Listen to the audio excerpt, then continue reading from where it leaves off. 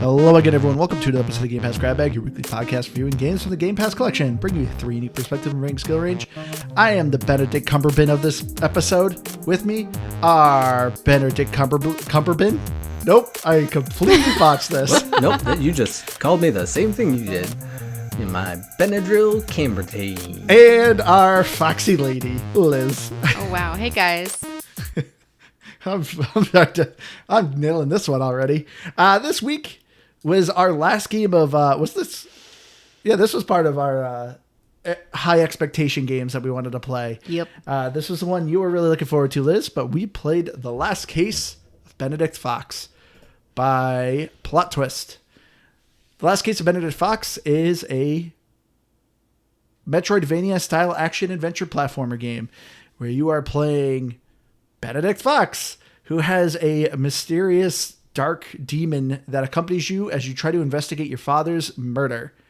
But going around, so Liz, since this was the last game you were really looking forward to from the last Xbox showcase, how did it do?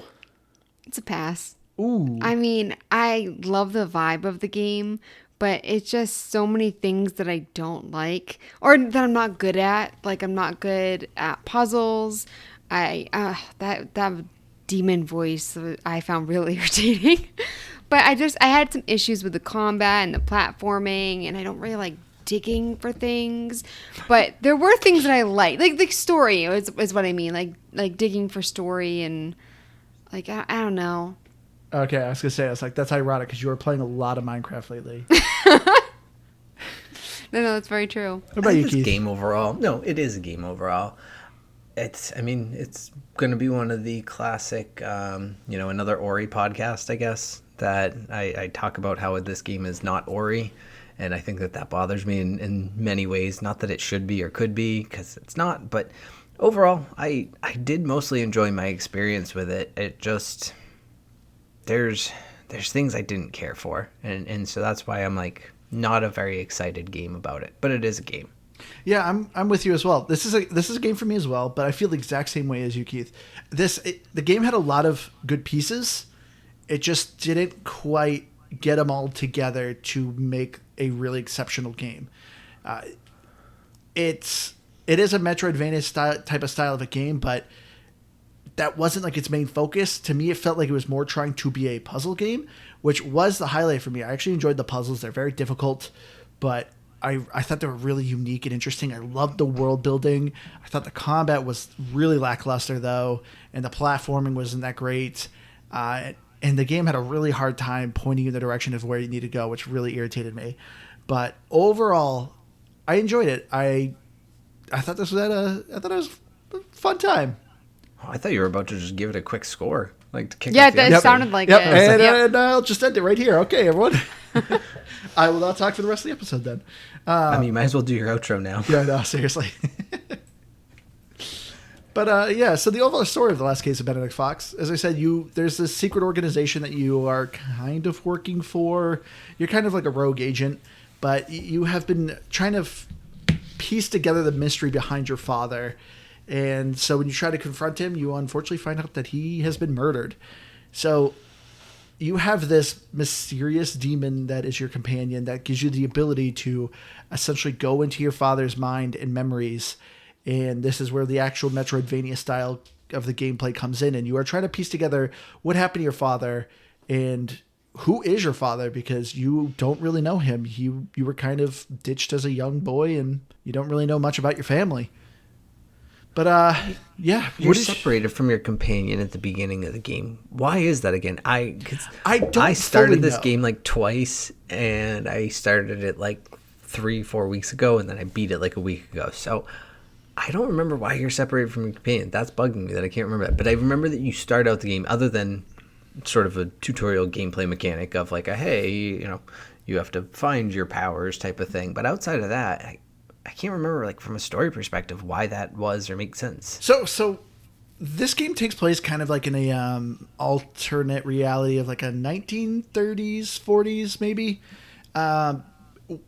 And it's also takes place in Massachusetts. This is a Lovecraftian metroidvania. I guess I should also explain that. So it's kind of steampunkish. So even though it kind of takes place like in the 30s or 40s, there is some interesting, weird, occult type technologies and steampunk stuff going on.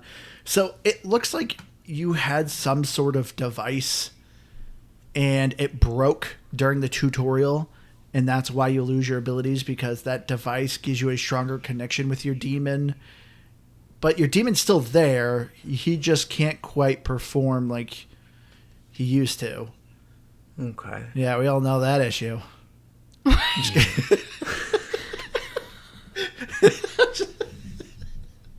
That shocked me. I know. This is a PG podcast. I just said that because I was looking to see if you guys were paying attention. Because I think it's funny when I said that, Keith's like, yeah. Wait a second. Wait, no.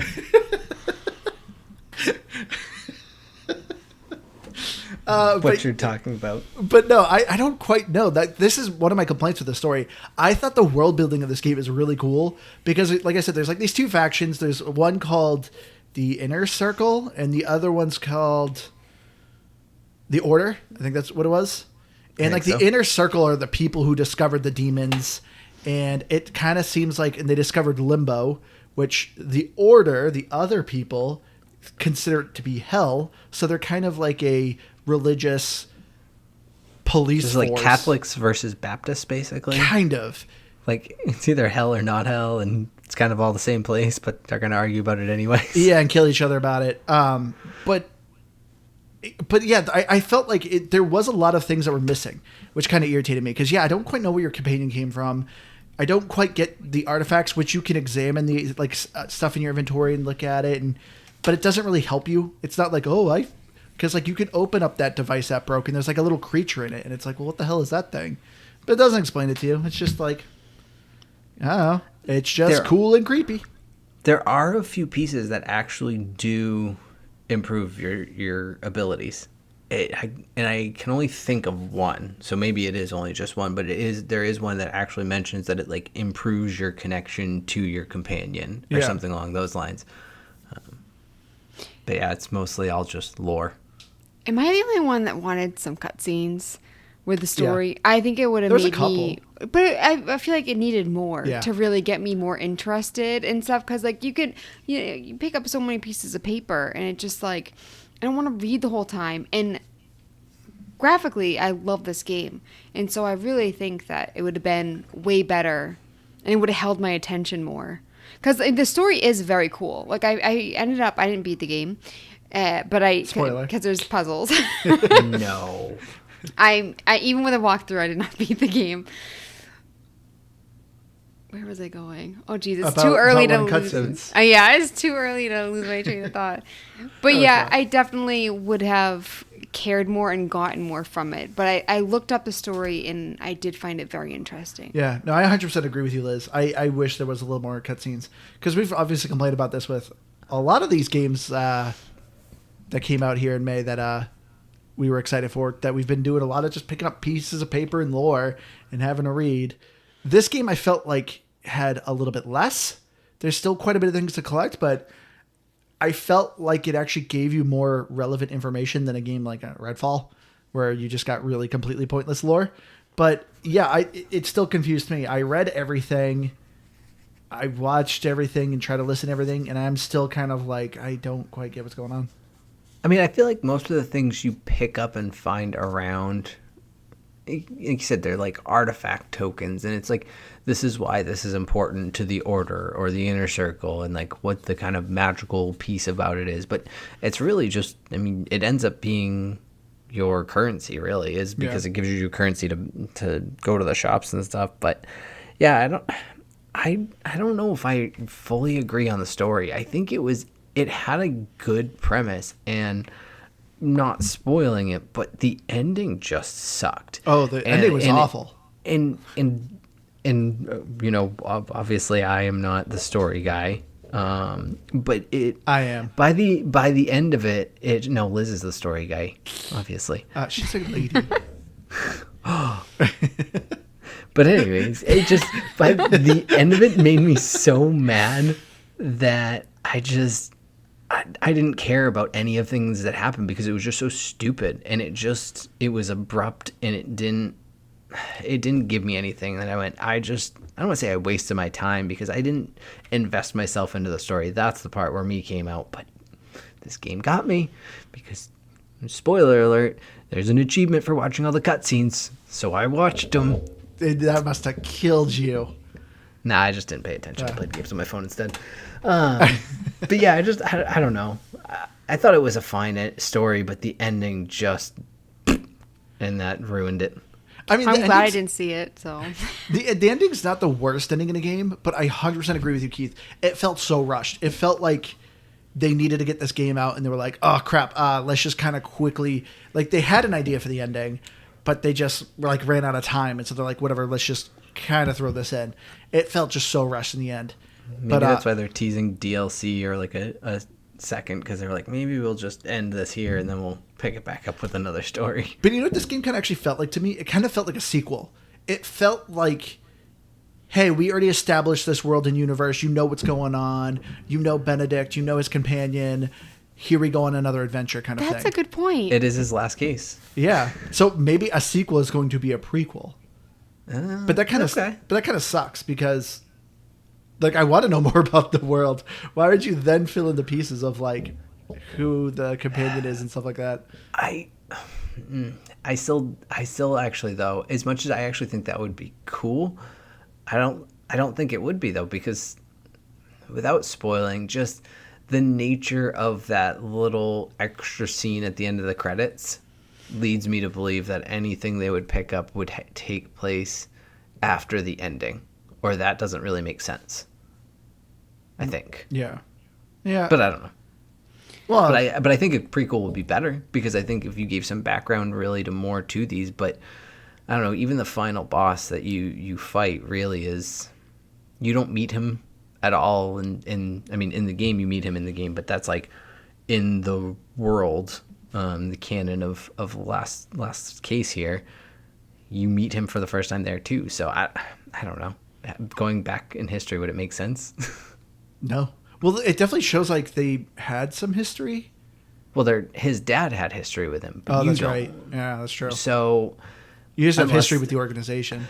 So unless maybe the prequel is your father, maybe you play as your father. I don't know. We're spending too much time on a speculation, I guess. I know.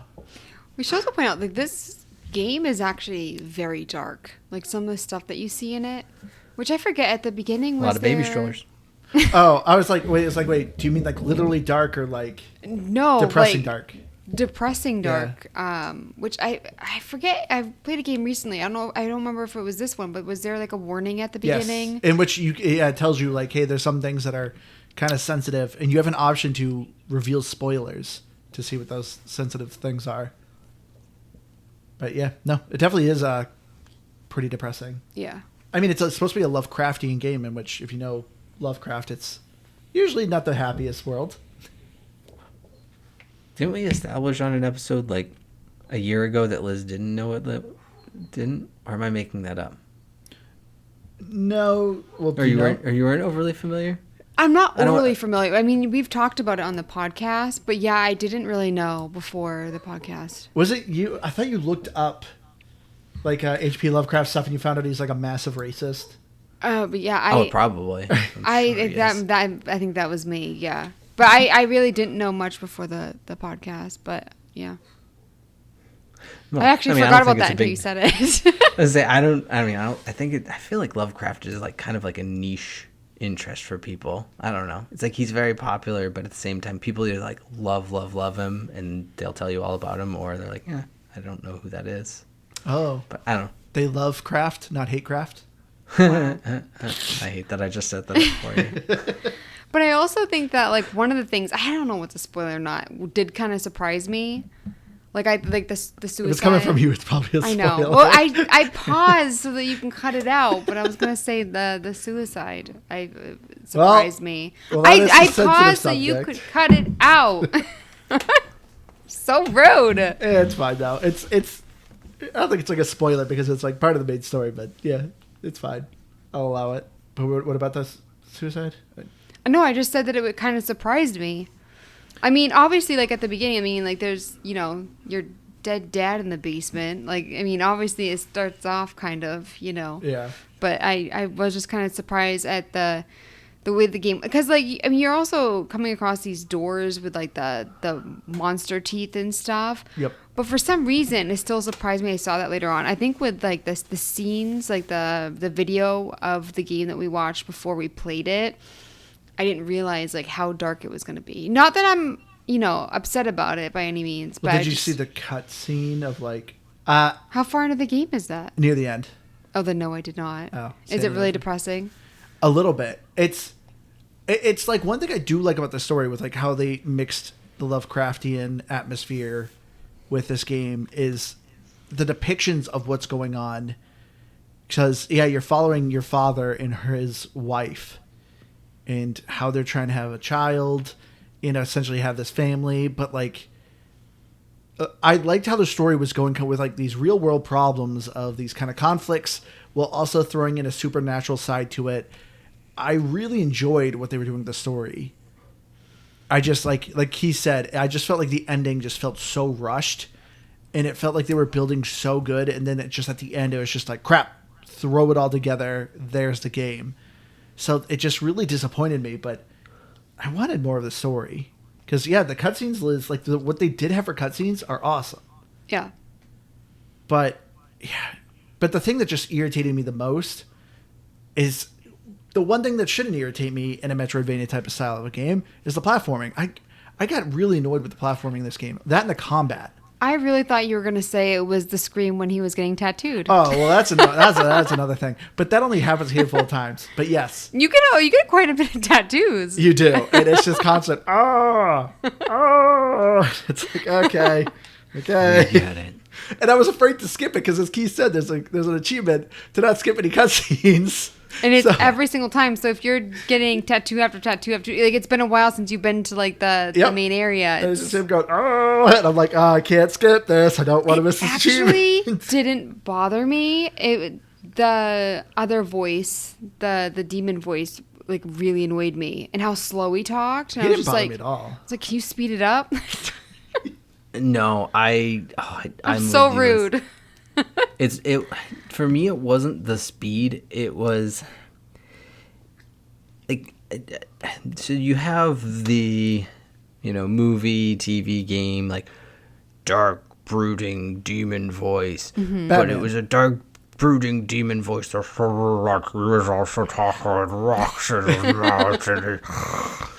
It's just it felt so forced that it felt like it was someone trying. I mean, it was someone doing a fake demon voice or whatever, but it sounded like that's what someone was trying to do in my living room, not a professional voice actor. And it just, I didn't think it was very good, honestly. And I prefer the yelling. Constantly annoyed me. I was like, okay, cool, he's talking again. I could add audio clips for our listeners so they like understand. But I think I'm just going to have them appreciate our interpretations of him getting a tattoo and Keith doing the demon. I mean, Keith, would you rather have the demon bird from Redfall as the voice acting? What was the demon bird? I don't know if I remember the demon bird. I think I'd take pretty much everything over it. I'm sure I did. I have largely written Redfall out of my brain. I have, but it still hurts. It still hurts my brain. But sorry to interrupt your segue to the gameplay. Yeah, I know. You went straight to audio. And because I have some things to say about the platforming, okay? Please do. First of all. We got a list going. First of all, okay, here's a list. So one of the things that I did not like, so the double jump. You can only double jump if there is that little purple ball. Yep. But sometimes it doesn't work. Yep. There was one area I thought I was doing something wrong. That's when I first picked up the walkthrough. It would not let me double jump. And I saw it in the video, and the guy did it. Would not, as the purple came up, it would not allow me to double jump in this one area. And then, so after like 1,000 tries, I get to the next area. I do the double jump. 1,000 tries? Okay. I get to the next jump. You look at me. I'm bad at remembering where I am. I know, but sorry. And I did the double jump perfect. And then there's like a wall with a door, and all of a sudden this guy comes up, uppercuts me, and drops me back to before I did the double jump that I couldn't do. So then I had to do this whole sequence again, and the little you-know-what wasn't even there anymore. I was so irritated, and No, remember that other segment that it was Keith who I think was ahead of me, yes. When you're trying to jump over like a poisoned lake and enemies literally are camping on the other side, and your double jump isn't very high. Mm-hmm. So it's not like you can double jump over the lake and the enemies. So as soon as you kind of clear the lake, the enemies just punch you and knock you back into the lake. And like, I couldn't get past it. Was it you or was it Keith? Oh, it was one of you. It was Keith. I didn't get punched into a lake. Yeah, it was driving me bonkers. Yeah, because that was I think that was about halfway through the game, and that was the point where, obviously you pointed out the accessibility settings, because I knew they were there, but I think I just needed someone to be like, yeah, just use them, because then I did. You needed my permission to use the accessibility?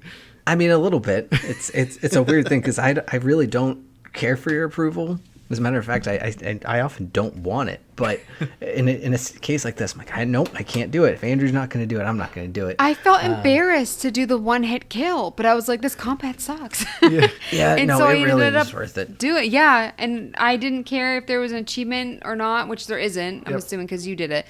But yeah, I just one-hit kill. Yeah. It's one of those things, too. I think I made the joke to you, Andrew. It's like, I'm afraid to do it because I'm like, well, then I'll just do it. And then one of two things is going to happen. One, I will actually forget to turn them off. And then I just play through the whole game. And I'm like, oh, well, I didn't need to do that. Or then you just get a little tease of it. And you're like, oh, this is just better. And I'm going to do it. And I love games that have accessibility settings that give the option for people to have this. But I don't want the game to improve when I put them on.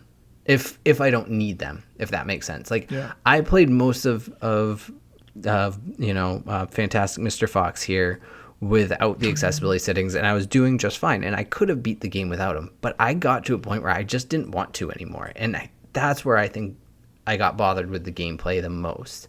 You said it earlier, the puzzles are hard. I don't think they're hard, but they're challenging. Yeah. And it's a semantics thing, but in my mind, I think I appreciate challenging, and I really enjoyed all of that aspect of it. But yeah, like that point you were talking about, that's when I turned on the accessibility settings. I turned on invincibility, and it still took me a solid 5 minutes to get past that part, because even with invincibility, they still push you. They just don't hurt you. So I had to still come up with a whole method. Pro tip that I figured out is use the invisibility powder, and then you can actually just sneak right by them, and I think that's what you're supposed to do. But it's a skill in the game that I just never used and felt like I had to until all of a sudden that one very specific spot, and pretty much could have gone the rest of the game without it too. Yeah. So it's just, yeah. See, I love the accessibility options as well, because I first started this game in normal. So it's like puzzles are going to be, there's puzzles are going to be challenging, the exploration is kind of challenging, the combat's challenging, but you can turn on like different accessibility options at any time. So yeah, I was like you, I was playing for a while, and I was like, I could have beat this game normal and stuff like that, but I was the exact same way, Keith, where after a while I was just getting frustrated with the combat, because the combat was the first thing I just did not like. The controls just did not feel responsive. So first off, I probably really wouldn't recommend this game for cloud play, because I just didn't feel like the controls alone were responsive, and then to have some sort of input lag with the xCloud play. I mean, if you're okay playing this game with the accessibility options on, it's fine. But yeah, this game is also like 12 to 16 hours, and it was about like the 5 hour. No, it's like the 3-4 hour mark where I turned on the one hit kill, but I did not turn invincibility on, so I could still die, but I could take enemies out. So I did that for a while. And then I was like, yeah, I think got to a part like you were saying of like the enemies knocking me off, that I was like, okay, screw this. I'm getting sick of being sent back. I'm turning invincibility on. Well, because there's load screens when you die, right? Yeah. And there's like whenever you use the map to go somewhere else, you have a load screen. Yep. And they're actually pretty long. They are. But the cool thing about the load screen is like it actually shows you like your case board. So it's kind of like showing you piece together what's going on, which I thought was a cool touch. But it was, and it was something that I was excited about early on because I thought it was going to be very Tunic-like, that I was going to have to really study this board and like, okay, we're piecing things together. But you didn't. You like, don't. I wanted that to be one big puzzle as well.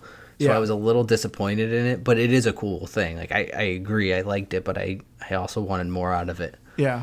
But I just ended up skipping the combat because to me, like I said, the highlight of this game was the puzzles. And I see what you're saying, Keith. Like the puzzles weren't like hard; they were just challenging because the whole premise of the puzzles focuses around like these symbols that equal out to a number. So it really liked figuring out this codex of this puzzle that was kind of going on. Like it was essentially like this numbering system. I thought it was very cool. All the puzzles are kind of based around it. But isn't it weird there's no zoom? Yes, there was some the page, parts. For me, there's sometimes I was trying to use the codex and I couldn't read it, and I'm like using like a big screen, and also like there's no something that I saw online. Someone was complaining about is that you have all these accessibility options, so you can like instant solve the puzzle, but there's no like hint option. Yeah. So that's something a lot of people are upset about. Where it's just like I want to do the puzzle, I just need a little hint, and Yeah. also we need a zoom. Which thank you. You reminded me another option of why this game is not good on xCloud. Because, when you're doing a puzzle, you're opening like a book. So when I play xCloud, I play on my cell phone. So it's already kind of a small screen. It was next to impossible to read the puzzles. So I do not recommend... Overall, then, I guess I do not recommend this game for xCloud. Because it was way too hard to see some of the puzzles, which was unfortunate. But, like the puzzles... when you put in the accessibility for the puzzles, as Liz said, it's just auto-solve. Which I eventually turned on near the end. Because... my other huge complaint with Last Case of Benedict Fox, I had sometimes no idea what I'm doing. Like, I'm seeing puzzles, but I don't know if I have the pieces for those puzzles. So it was kind of frustrating where I'm like, well, what puzzle am I supposed to solve right now? Like, I don't... Because, like, obviously with it being a Metroidvania game, you kind of get pieces of skills and items to kind of help you progress through the game. But you're seeing these doors and stuff, and it's just like, well, can I solve this door right now? I just don't know. Because the game did an awful job of directing you. So I would actually turn on the puzzle auto-solve, and I would say auto-solve a door, and then it would tell me, oh, you don't have all the pieces yet. So I'm like, okay, I can't solve this door yet. And then I would try to go to find another one. I mean, when you go to the map, and it's not very helpful, but it does have the little question marks and stuff to indicate like where you haven't been. Yeah. But you're right, it really wasn't laid out for you. In which there's an accessibility option too for exploring, saying like, oh, I want a challenge with exploring, or I really don't, like I need direction. It did not help at all. The only thing it helped you was kind of figure out if there's like some collectibles you could get in an area, but that was it. It did not help me with direction at all. And with as we said, with the loading screen, you kind of see like a case board. I was really actually hoping this game would be more like a murder mystery of you trying to solve and figure out this case, but unfortunately it's not. So, one of the things I was going to say was on the combat, what I, like, as we're talking about it and I'm thinking back on it, I think what strikes me the most is, especially for a Metroidvania combat, like, platforming type of game, there was such a lack of diversity in the fighting. In the combat, like you had your knife attack, and you had your gun. Your gun sort of changes, but not really. You just gain more bullets. It does more power. I think you get like a stomp attack, but there's no skills. You get a grab, you get a throw. Like your demon gets some skills. It does, but did you ever use any of them? Well, no, because I had the one hit kill on, so... Outside of, there was one skill and one skill alone that I did use consistently, and it was the grab, but it was the grabbing flying creatures, because by golly were those flying creatures annoying. But yeah, I don't know, I felt like all I did was just jump in and swing a bunch. Like I shot, because also the gun was largely a one-hit kill in the first place. So I don't know, that the combat was so boring, and that was the reason I didn't want to do it, because it certainly wasn't really all that difficult. There was, I think, a couple bosses that gave me some lurch. Well, I think I know where you're going. There's two fighting bosses, but the other bosses are running bosses, and by God, those were awful. Oh. So bad. I saw Andrew doing one of them, and he was getting so irritated. And I gave the controller, you're like, let me try. You're like, I might have beginner's luck. You tried like 5 times and you were like, this is awful. The first time that I tried it, the first obstacle, I died. And Yeah. I was like, this isn't going well. But it's one of those things too, where I saw videos where people were doing it and they're like, it's not letting me do the double jump. It's not letting me do, or whatever it was. Like the platforming was very janky. I didn't personally do it, or I tried yours, but I didn't get far enough to actually Yeah. But yeah, it's very much hated. Yeah, but that's okay. So that I think to me is probably my last big complaint about this game. Because like I said, I still gave this game a game, and I feel like I'm complaining a lot about it. Just the story and the puzzles to me really kept me involved. And then later we would get into it. The environments I thought were very awesome, but yeah, it's just the gameplay just really left me wanting more. Because like I said, like Keith was saying, like you start off very early fighting a boss. And so I was kind of very excited at first with this game. I'm like, cool, this combat's going to be fun. You do have a shield that does a parry, which once again is also very difficult because, like I said, the controls always felt like they were slightly delayed. And you really kind of need to be precise with that parry. Also, too, the visually aspect of the parry. I couldn't tell if I got hit or it did parry. It just flashes really bright in your screen, so I had a hard time figuring out if I was successful. But yeah, the first boss fight I thought was fine. And then it's like, yeah, well, you don't really fight a boss till about near the end of the game. Which really just disappointed me. I don't know why they decided a chase scene boss. Those things were so frustrating. And then and a stealth boss. They also have a stealth boss, which was fine. It was fine, but it didn't frustrate me like the chase one. No, it was too difficult though for what it could have been, because all you really did was just walk across. It was like a slow running it's a 2D boss. game, so... Oh, I know, but it was really just a slow running boss is all Yeah. it was. And at that token, it was so slow. And that was my complaint, was your walk speed was in that fight or thing. But I didn't care for the running bosses. But I think what it was is I don't want to say that they tried to rip off Ori, but they were great in that, and they worked so well. But the reason is that Ori had fantastic flowing movement for a platformer. It had more than a double jump. Does not. It is you have a triple jump too in this. Yeah. But the double jump, it's that connection thing, and it's so silly. I get why they went with it, because like you have a demon companion and he's the reason you have these abilities. So I understand the concept of it, but I think it would have been fine if they just showed the animation of like tentacles grabbing something, not have an actual mechanic. Spider-Man style. Yeah, not have an actual mechanic of, hey, you got to see the cliff. It's got to have a reticle on it. Like the weird mechanic of that just made no sense. Yeah. The thing I was thinking, and I was thinking of this on the puzzles earlier when you were talking about it, and I forgot, I lost my focus, but I got it back, is that what I wanted out of like each puzzle, like most puzzle type of games will do, they'll give you one.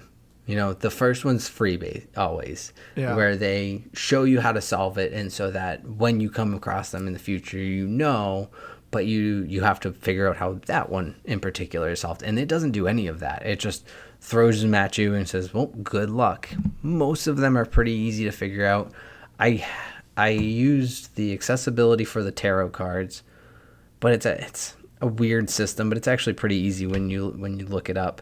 And I used it I had to look up the little symbols that you find around the little like rifts and the rifts. They were called rifts. But those ones are actually my favorite when I figured them out, because I thought those puzzles in particular were the most unique in the sense that like you had to search for the number around the map to figure out how to do it. Yeah, it was an environmental puzzle. Yeah, instead of just being like, hey, here's the thing, now pull up your codex and do it, you had to actually search for the number and figure out how they were hiding it in the map. And so there was like a hide and seek to it as well. And I just thought those were a lot of fun, and I kind of wish there was more of them. Yeah.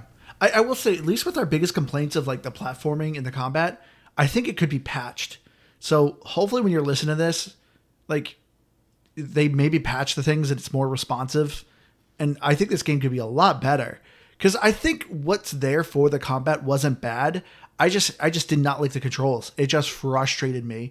And the weird thing too about the combat, Like I felt like 80% of this game, I had 4 health bar.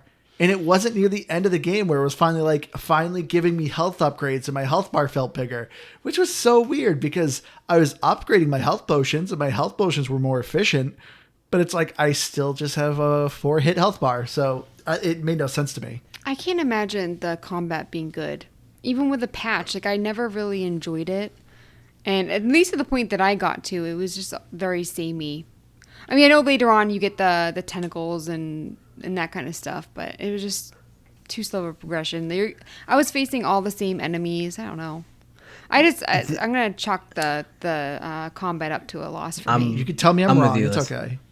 No, you are. Liz is right. I don't think a patch could solve the combat in this. I think it could smooth out some of the kind of like janky aspects of the platforming, but outside of that, I don't think you're going to patch the combat into being good. It's lackluster and it's disappointing. So if they do a second one in some capacity, then I sure hope they find a way to make it more fun. But I'm with Liz on this one. There's no patch to save the day. You just call me lackluster, as Liz does. Thanks, Liz. Dang, 2 in one night, Andrew. You are on fire. We're going to have to slap a PG-13 on this. What? That's not that bad. I didn't even think of it that way. She was just thinking of you. How quickly she said okay. Well, no, because she was just thinking of you just overall as a human being, lackluster. Exactly, yeah. She wasn't thinking about one particular aspect, just in general. You're just a lackluster human being. She's not disagreeing either. But Liz, you like collectibles. Did the game do anything for you for collectibles? Yeah, I like the collectibles, and a lot of the stuff was very nice to look at, even if it was grotesque sometimes. I think that they did a good job. Like, I like when you can, like, turn the things... Well, like, I feel like whenever I turned the stuff around, I didn't really find anything on it. Yeah, Keith made that point. Yeah, so why have it? It was so annoying to me because they made that so early on. Like I was saying about the puzzles, like, give me one free. One of the first collectibles you find, they're like, oh, make sure you search them. Ooh, there's a key here. And you get all excited. You're like, oh, it's going to be a fun little hunt. There's like 4 items in the entire game. So I spent all this time rotating things in circles, analyzing, inspecting, and nothing. What a waste of my time. And the items you had were very obvious. Yeah, and if they weren't obvious, you couldn't put the item away without getting it. Oh, really? So, I didn't try, but I'm fairly certain you couldn't. So it like teased me with this like fun little aspect, and then there was none of it. Yeah, I agree. Stupid. I was expecting that too, where I'm like, oh, cool, it's going to be like a fun, like kind of I Spy search thing where I'm going to look through an object and here's a little hidden thing. No. Yeah, you're going to look and you're going to find a date on the back of something that's going to help you solve this case because you think there's some sort of mystery you're solving. There's no mystery you're solving. The mystery is where are the puzzles. Give me George Clooney. I'm done with this game. What? Fantastic Mr. Fox. I told you I was going to reference that all night long. I forgot he was Fantastic Mr. Fox. I didn't watch it, so I didn't get it either. Okay. It's all right. It's a fantastic movie. Actually, no pun intended. I love that movie. Highly recommend it. Actually, it's actually like very good for kids. Like, I mean, there's nothing bad in it, at least that I can think of. It's killing of chickens. No, I think you're right. Yeah. Anywho. The thing I did love, though, is the graphics. I will say, I think the environment, they did a great job. So like I said, you're kind of going into these people's, like, deceased people's memories, and that is Limbo, and that's where you're kind of seeing, that's where you're encountering the enemies and stuff like that and exploring these environments. Once again, this game does a great job building this world. I thought it was really cool of how the worlds were designed. It shows elements of like, hey, this is a real world, but it's of course like grotesque looking or destroyed and warped. And so are the enemies. Awesome. I thought the environments were gorgeous to look at. And then you go back to like the main house, like out of Limbo, and like it's kind of a Victorian mansion. Yeah, and it's beautiful, and I really like the contrast of that. And overall, I love the graphics. Yeah, I loved the character designs too. I thought the character models were really cool. The mood, the color. I mean, one thing I will say, again, is that earlier I was talking about the platforming, how like there's sometimes where you can't see an enemy because of the way that the background is constructed. Because things are just so dark. Like it's like a black post and it's just hiding right at that post. Yep. So I mean that's being nitpicky, but it is inconvenient. Yeah, no, it irritated me a couple times. I tried to walk through a room and something punched me, but I couldn't see it because of how the camera was. Yeah, it's like many Metroidvania platformer will do. They give you the foreground, which I thought was cool because like the foreground, as I recall, it's like very detailed, and it actually looks, I don't want to say realistic, but it's like high fidelity graphics or whatever you want to call it. I don't know. It's like all very sharp and realistic versus the game itself sort of has a, I don't know, very cartoony look to it, but like good cartoon, like graphic novel, I would even say. But I don't know. I liked that kind of contrast between the foreground and the background, or like the actual world you're living in. And then like you were talking about too, like the environments as you go into these memories. Yeah, it's like you see a room of the house that you're in this memory, but it's all broken down and there's monsters in there and it's destroyed, and it's just it's really cool in the design aspect of it. It's just a shame that I didn't really care to explore it because I was really just ready to be done playing the game. The only thing that irritated me with the environment is every once in a while, like in the background, you'll see like a repeating story of like a ghost silhouette, but there's no dialogue. So like your characters will kind of make a comment about it of like, oh, this is a shameful scene, but it's like so quick. Like, I don't know what's going on. I'm like you see people fighting and it's like, well, what are they fighting about? Like, what's so shameful about this? Like, I don't quite get the context. Well, yeah, like I didn't know, like, did your father cheat on your mother? Did he have like a second family? Well, kind of, because you are like. Are we doing spoilers? Wait, no. Am I doing spoiling? But I mean, well, kind of, because like, well, you're an estranged son and he has a new wife, so I mean, you're kind of the second family, I guess.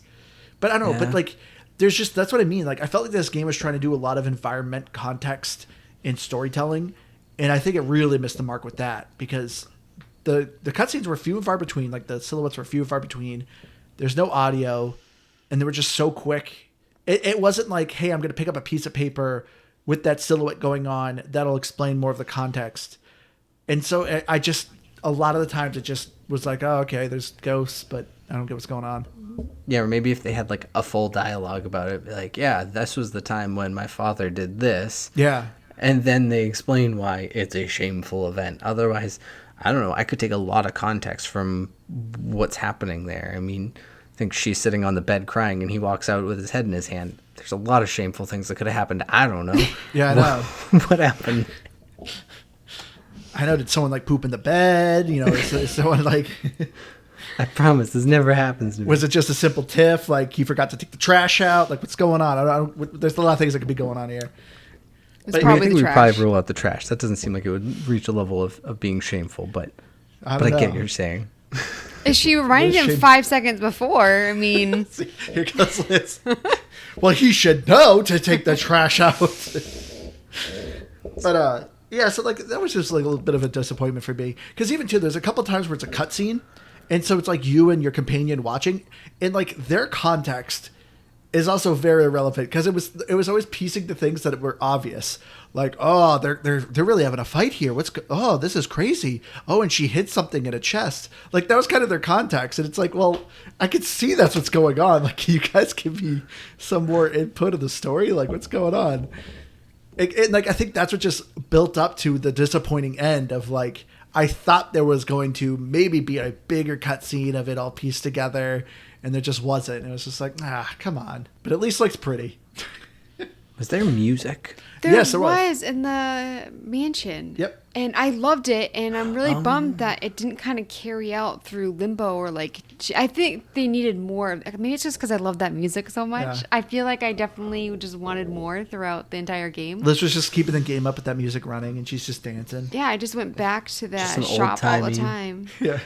Just You know what? Another thing that kind of bums me out about that though is they had that radio, and I know you could pretty easily like mess around with the dials and knobs. There was nothing. There was no puzzles. There was two stations. You either got music or you got news. So, but that's what I'm saying. Like they could have had fun with that. Like Yeah. there could have been puzzles. You could have. I was expecting a puzzle. I assumed I was Yeah. missing something, Yeah. so I just kept it on the music. Yeah, and even if it wasn't puzzles, but just like little hidden things around where you could find hidden stations where there was, you know, interesting things going on. I just it was kind of a miss on the audio front for me. But I think I forgot about the music. It had a lot of spooky Entire. music, like environmental kind of eerie music. Like it was fine, but I will say I love the voice acting. Like whenever there was actually dialogue going on, I actually really enjoyed it. You guys complained about the companion, but I thought he was fine. I know, Liz, you're just impatient. You just wish he talked faster. No, but it was I thought also fine. his, like, I agree with what Keith said about his voice. And, I mean, Can you you give me complained your about him impression, Liz? screaming. I think we It's we been need a too good long Liz since I've impression. played the game. Come on, Liz. You never did an But elephant noise. I think that I will, because people voted for it. Thank you Are you for doing it reminding me. I need to practice. I love that we can get Liz to do elephant noise on a game that What- has no elephants. Come on, mark a date for our listeners. When are you going to practice, and when are they going to hear your elephant noise? She's just gonna max it. It's gonna. That's how she's Let's gonna quit try the to podcast. remember in 2 weeks. Okay. But you have to remind me. But I still stand by what I said earlier. I would rather deal with the tattoo scream than listen to the companion. So you also complained, is what I'm saying. Yes. But We just dislike different things. it's not the tattoo artist, which once again, she was another big mystery. And like that was kind of something that was like, Was brushed she under like the a rug. Salem witch? I don't know. Because that was the vibe I got. Because you pick up some sort of artifact and You see her in like and, like, medieval times. yeah, or they show her, but then they basically allude to her being that. And I think at one point you ask her about her past, and she just kind of brushes you off as like, you don't need to know about that. Yeah. And it's you're weird. right. Like I kind of want to know more about it. You're right. I think that would be an interesting whatever. Like the guy who just sits there and is the shop owner. He owns the house, but who is he? I think he knew your dad, but I don't know. I don't really tell you who any of these people are. Yeah, it's just weird. This is what I mean where I feel like this game is like a sequel. Like that you're supposed to know more of these characters and more of their backstory of what's been going on. And then it's just like, no, that's kind of it. Stinks. Well, one thing I had to laugh at the dialogue, did you catch it where I think it's about 3/4 of the way through the game, maybe one of your last dialogues with her where he's like, well, I guess it looks like one last case for me. It's like, it's so lame. Yeah. Like they had to say that just to justify the title of the Just game be like, somehow. hey guys, it's the name of the game. And it wasn't even done in a funny way. Like it was done too seriously. That's what bothered me. It's like, I don't like this. Oh, well, actually, now that I'm thinking about it, to make Liz happy, there is going to be one complaint I have about the companion. It kind of annoyed me how often he kept saying Benedict. Like every time he talked to you, he would always say your name like at the end, and like that actually kind of annoyed me a little bit. I was kind of like, okay. But there was a story trope that you always got annoyed with, Keith, near the end, of we're a buddy cop duo, don't really like each other, but at the end we're the best of buds. Oh, absolutely. But I don't understand why. Like, I actually, though, the one thing I will say about that is I got the vibe more that I think they were just close friends from the beginning, and you don't really get it because I don't know, because he's a demon, and so you just don't really assume. But it's like I think they're kind of friends all along. But I do know what you're saying, and it did kind of annoy me. Yeah, it's once again, it's like, Wait, you don't like it when, like, two characters don't like each other and at the end they do? like as Keith was saying, it's just a very overused trope. Yeah, like there are times that it works. I mean, in a movie, probably one of my all-time favorites is the literal, that is what it is, of buddy cop movies, the Other Guys with Will Ferrell and Marky Mark Wahlberg. there. Yeah, that is absolutely hilarious, but that's what it is. And I don't know, in games it gets a little bit overused, right? And it's because it's always like you come to the last boss and they're like, no, we're gonna team up because we've been best friends all along and we never knew it. Ka-chow. See, my favorite is Toy Story. Buzz Lightyear and Woody. They hate each other, but they become best friends, and they have a song about it. See, I always think of, I think for it's Andy. called Canine. I knew you were Belushi? going to do a dog cop movie. I just knew you were going to pick a dog cop movie. I was thinking either that. I was thinking it was either that or Beethoven. I was. No, the Chuck Norris one. Oh, the Chuck Norris one. Oh no, I was thinking maybe. Yeah, I think I probably pictured Top Canine Dog, Hooch was that then. what it's called? But Canine No, was Canine was the one with Tom Hanks, wasn't it? what was the one with that was with Turner and Belushi? Yeah, that it was was Turner and Hooch, Belushi yeah. then. Yeah, and he like him and the dog. Like the dog is just purposely making him mad. I don't know why. I knew you were going to pick some sort of movie of someone and a dog. I was like, yeah, like I said, I You thought did maybe not. Beethoven. I don't even think you Oh, know that I've seen Beethoven. those movies. There was another one though with a dog, I thought. No, Canine was Jim Belushi. Yeah, Belushi. That's what I said. Oh, I thought you said with Chuck Norris. No, I said Top Dog Chuck Norris, and Oh, then okay. Canine was Belushi. Yes, I okay. think it was You Chuck know Norris. multiple dog cop movies. Yeah. That's impressive. I I just know. know Turner and Hooch. Yeah. Yep. I don't remember that one that much, but I know that I've watched it. That one is so sad. So sad. Well, Canine was almost sad. Spoiler, no! Well, It came out like Keith 30 first- years Keith- ago. Keith first technically spoiled, so you're okay. Okay, yeah. did. Also, if you haven't seen it in 30 years, like, I mean... Yeah. At what point is spoilers allowed?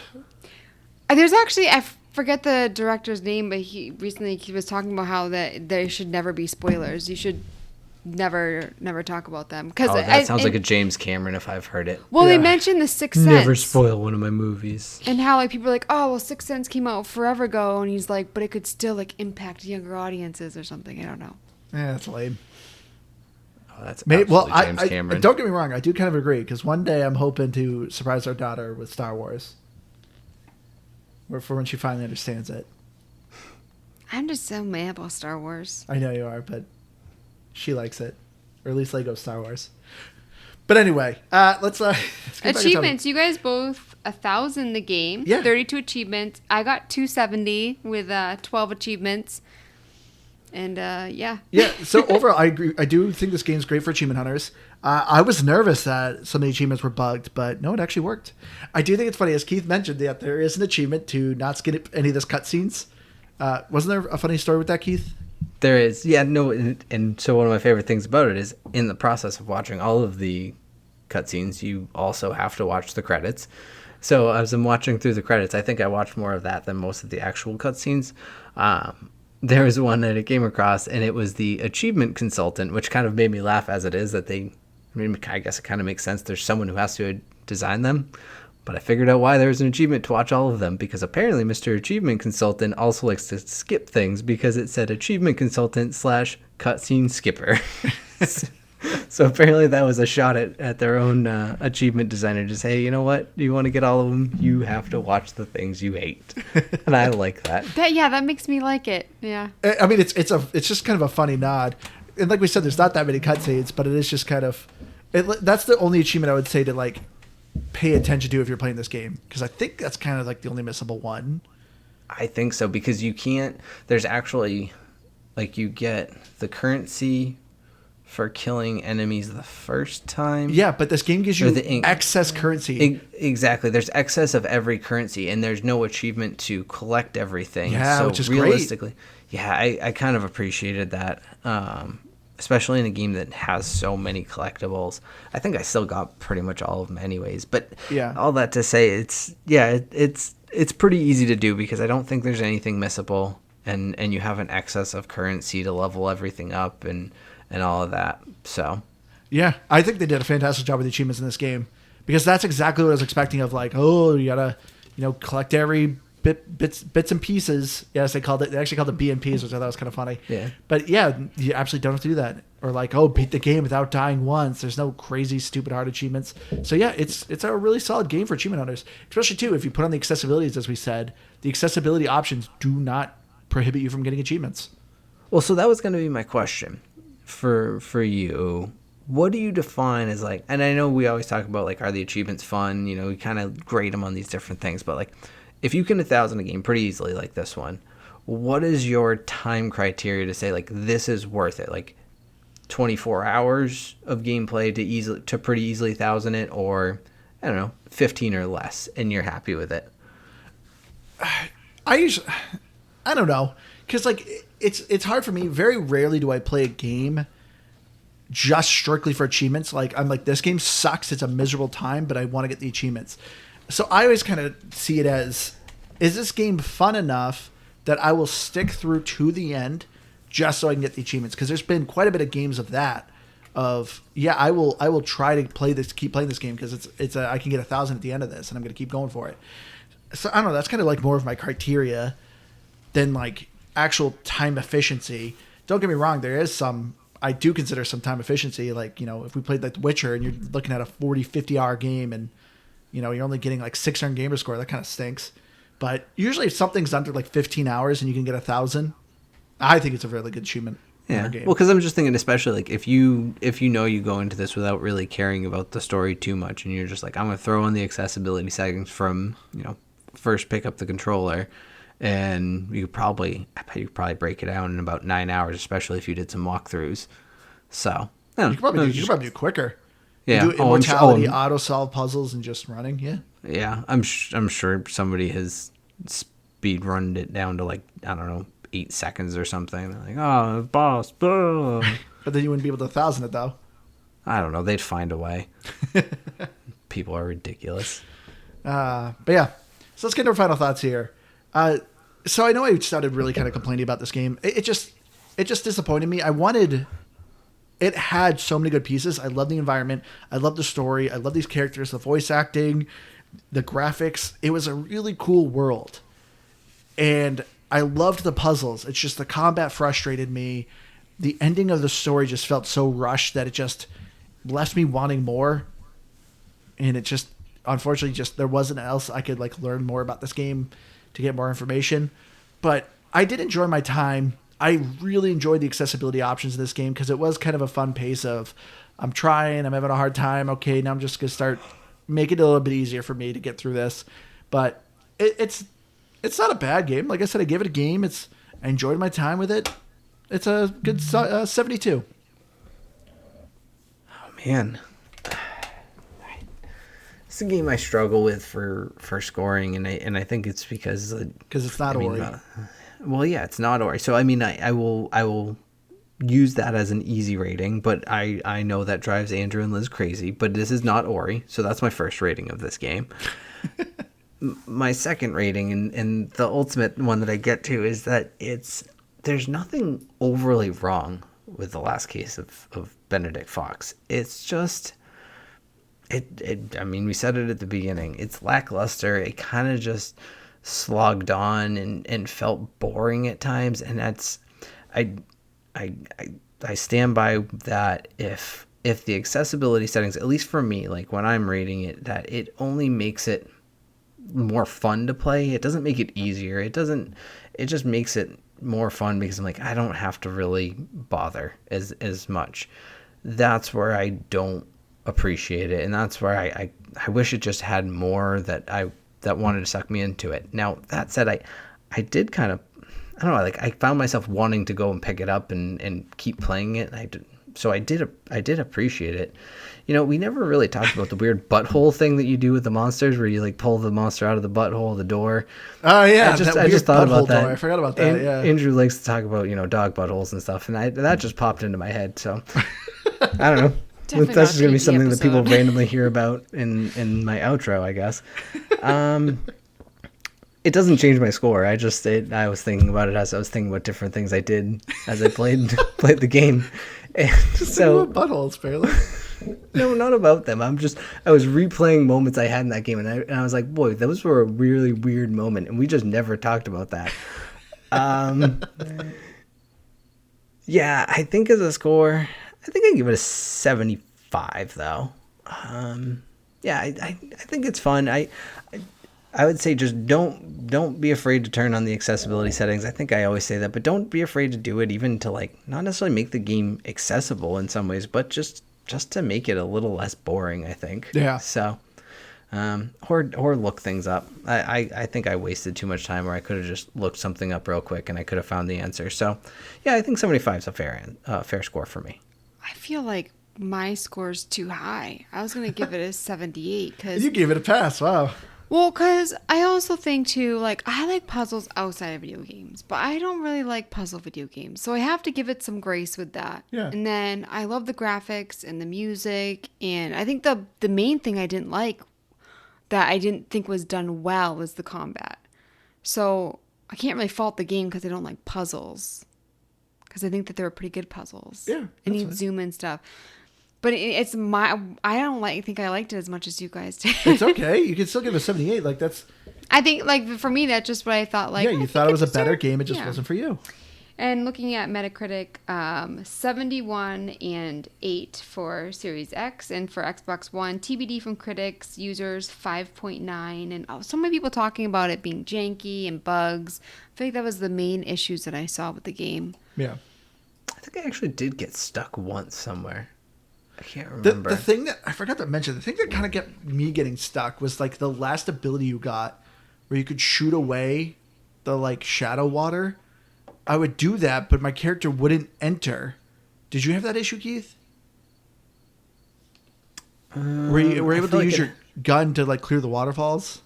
I don't think I had any issue with it. No, you had to wait. You had to hit it like in a way that it would trigger like an animation, and if you didn't get the animation, then it wouldn't do it. But yeah, and I literally had to shut my game down and restart it and do it again. Oh, that's weird. Yeah. Oh yeah, no, I didn't have that, but yeah, I think I recall getting stuck like once in just like a weird spot, and then I just rebooted it and it came back and it was fine. Yeah. Anyway, so this I think will wrap it up for our May games that we were all excited for. In the middle of June, as we do. Well, you know, stuff happens. You know, it takes some time. We got lives, kind of.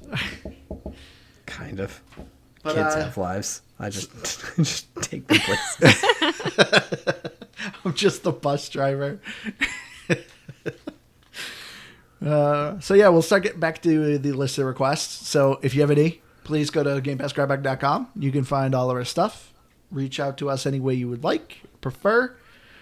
Please go to our Spotify. Give us a rating. We've officially dropped down to 4.5, so apparently we've pissed enough people off. And I guess people just don't want us to do this anymore. You know, if our rating's just going to go down, maybe we should just I'm quit. one of them. I blame you, Andrew. You made me play a game I didn't want to play, so I got really mad and just created a bunch of accounts. It was you. Liz got her sister in on it. Yep. She got her whole family on it. Like 1 star, 1 star, 1 star. She's trying to drop us, so we do quit. She's ready to just be done with this. She's like, you know what? This isn't the last of the games that I was excited about. I just went to my list. There's still games. What else? ARA History Untold. Oh, that doesn't release date. Well, it did originally say 6. Yeah. Or anything. Lightyear Frontier. Oh, Yep. yeah, that got pushed back. And then Fallout 76. Oh, Fallout 76 was on your list. Well, we could play that. I think we had actually a list of requests for that. Oh yeah, was there new DLC or something? During the showcase, it was them showing the Pit DLC. Oh, okay, that's But then the recent showcase showed Atlantic City, so they have a new one. But yeah. Okay. I've been your hardcore gamer host, Andrew. You can find me on Xbox Live at Firebird0952. I've been Keith. You can find him on Xbox Live at Little Fluffy. That me. Thanks, Andrew. I like the good English there. That me. That me. And I'm Liz the Noob, gamertag coming. I'm Dean, and I'm on Twitter at Liz Noob, NoobAZW. And it's so hard to say that when you're looking right at me. It's like you're like staring into my soul. You're waiting for me to mess up. Mess up. All right, everyone. We love you all, and Liz will do the elephant noise soon. Woo! Bye, guys.